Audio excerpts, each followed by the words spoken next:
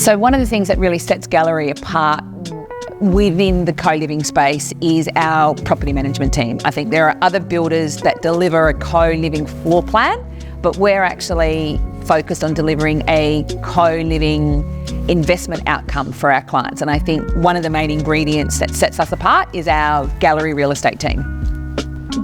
I think we're the only builder who actually has a property management team who manages co-living properties. They've got so much experience, they know what works, and they know their tenants as well. The fact that they're able to manage 3 tenants in one property, I think it's a huge credit to Brianna and the team. I think one of the things that kind of interests me the most about our Gallery real estate team was actually how much time they spent.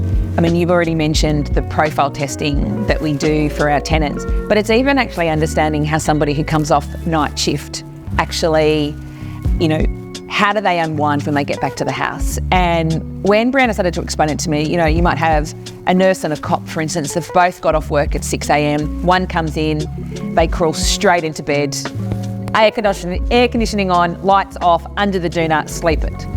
Then you've got somebody else who comes in, they're wired, they need to do a big cook up, they want to watch some movies, they're going to do some, they're going to wash their clothes, they're going to have a shower, and they may not go to sleep for 4 hours.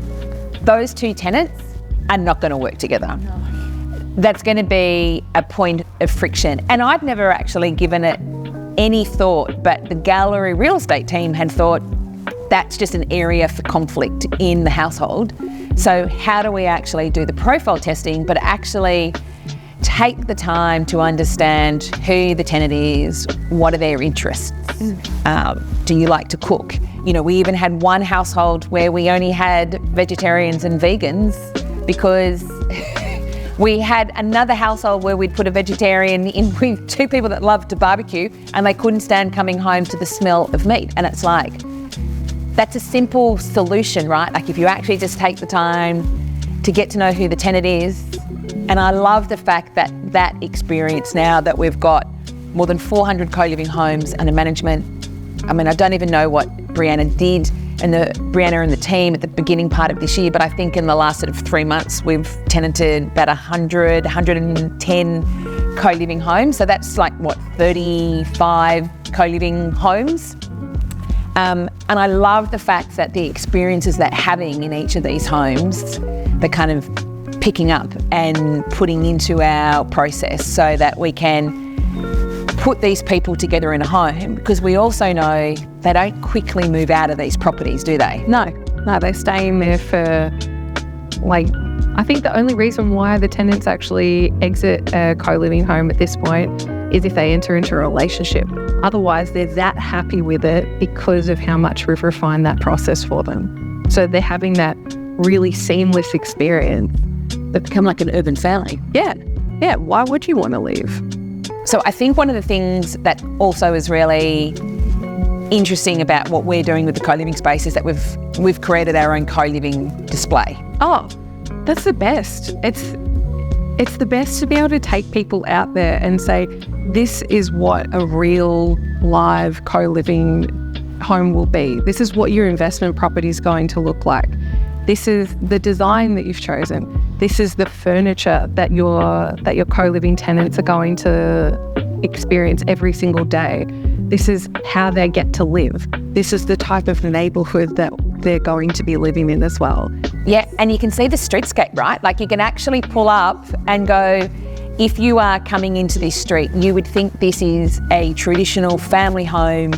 The colour scheme's beautiful, the external facade's beautiful, so you're maintaining this street presence, you're protecting the resale value of the property, it fits well into the community, it doesn't stand out as an investment property, and yet you come in through the door and you come into this space, right, which is still spacious, still built with attention to detail and great quality, but you can actually see all the elements, right, that we need to put in, like the keypad locks to the bedrooms, the individual TVs in the bedrooms, the furniture pack, the kitchen pack, that I suppose it's one of those things that we refer to it as a run home.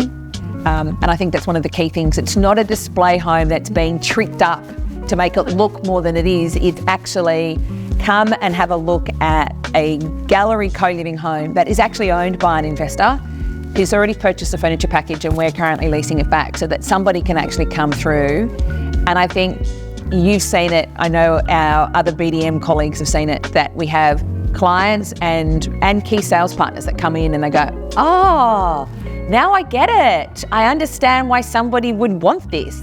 Yeah, and it's really powerful to say to your sales partner, take your client out there and what you see is what you get. It's not like, when you go through a display village and everything's been specced up to the nines. This, as soon as you walk through our co-living run home, what you see is what you get. It's a powerful sales tool. It is. So what would you be saying to our key sales partners that are not convinced about co-living? Come and meet us out at our co-living run home. Bring your clients. Help us educate you so that you can educate your clients on one of the best high-yielding investments available on the market. Well done. Thanks for joining me on the couch, Misha. Thanks, AFR.